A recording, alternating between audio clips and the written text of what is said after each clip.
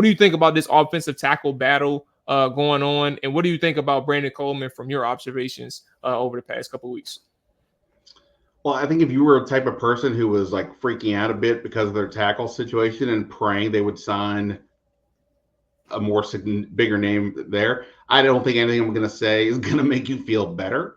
I think there were question marks going in, obviously, with Lucas and Wiley. Like, they're more stopgap than long-term starters. But, whenever Lucas played, I always thought he was pretty solid. But over time, things start to diminish, right? The defense, their pass rushers start to figure him out. So my thought was maybe he starts the first 6 weeks and then Coleman's ready.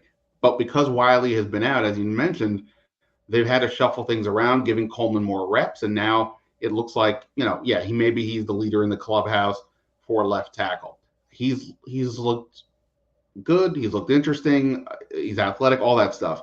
I think the one thing I am wondering, though, is he was a player. I remember when I was doing like a lot of my pre-draft, mock draft stuff, and like some lists would have him as a guard, not necessarily a tackle. Our guy Dane Brugler had him as a tackle, I believe, but a lot of places didn't. And what's happened in recent years where they drafted a tackle, air quoting it.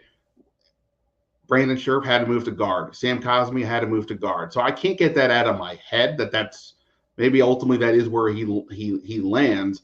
Time will tell. We'll see. I mean, I think he's been interesting, and from the long-term perspective, it's getting promising. What does it mean for this year? I think it's a wonder. No matter I don't want to say he's winning by default, but the other two they have no ceiling, right? They are who they are. This kid has ceiling, and I think right now that is more interesting probably to everybody than what the other two guys are doing.